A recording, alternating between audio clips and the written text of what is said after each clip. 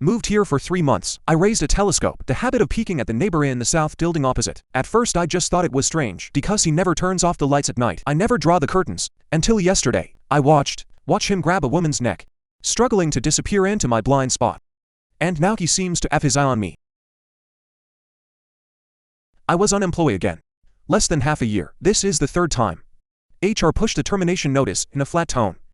Your ability is fine, but too introverted. It's really not suitable for team writing. He made a deliberate pause, eyes hesitant on my face, trying to squeeze out a hint of hypocritical concern. Maybe you should consider seeing a psychiatrist.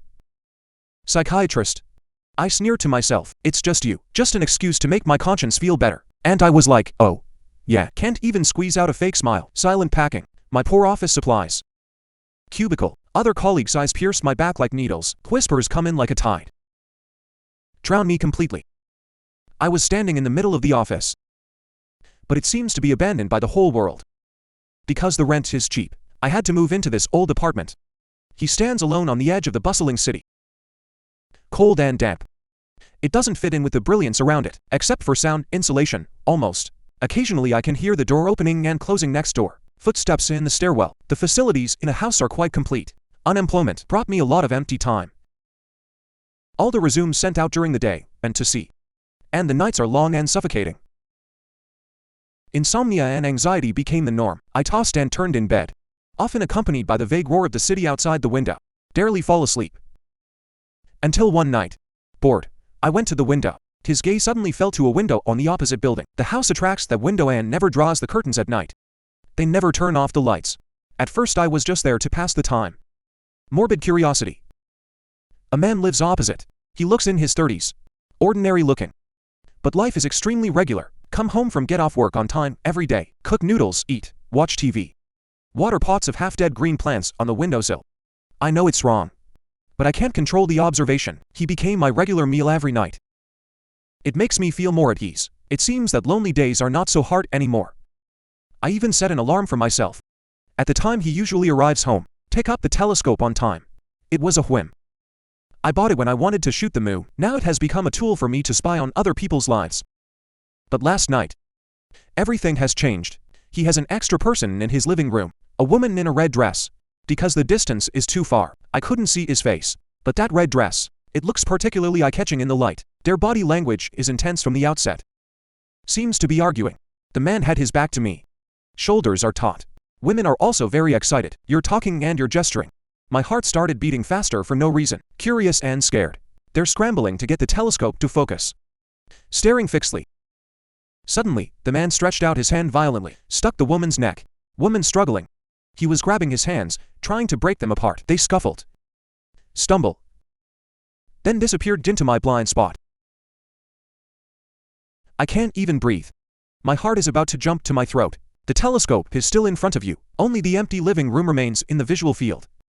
What's up? I've been waiting a long time. No one came out again. Are you done arguing? What about women? Did you go through the door? I can't see the direction of the door. After a while, I only saw the man alone.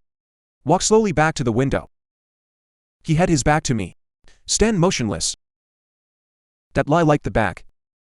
But it feels very gloomy. I jerk the telescope down. Heart pounding. Palms full of cold sweat. I trying my best to tell myself it's okay. Maybe it's just a little couple arguing. I must have read it wrong. Angle problem. That's not choking, is it? It could be. What is it? I can't find a reasonable explanation. I stayed up all night that night. The light in the opposite window went out for the first time. The next day, I was distracted. Until the phone. A local news feed pops up all of a sudden. Unknown woman's body found in Maji District River. Police collect leads. The deceased was about 30 years old. Wearing a long red dress. The time of death is presumed to be between last night and early morning. Black earth hits the back horse. But that blinding red, the outline of that skirt. And what I saw through the telescope last night. Exactly the same. I am also in conflict. Do you want to call the police? But I have no proof. Not even photos or videos. What did the police say I was spying on the neighbors? I saw him arguing with a woman, and found a dead man wearing a similar dress today. Will the police believe it? Will you hold me accountable for peeping? Will it scare the snake? But if he really is the murderer, then I can't ignore it. I sat shivering on the sofa. For the first time, This run-down apartment, also full of danger. At night. And somehow I held up the telescope. Opposite light is on. He's back, cooking noodles as usual. Eat and watch TV. Business as usual. Normal creepy. How could he? How can you act like nothing happened? Or is it really that I think too much? It's all just coincidence. In that moment, when I was unsure, the man opposite suddenly stopped all movements. He turned around sharply, facing my direction. A distance of more than 100 meters. The night blurs the details, but it cleared his vision. His eyes are precise. There's no bias whatsoever, staring at my window. The next second he raised his hand and held out a finger. Points straight at me. His lips parted and closed. So far away.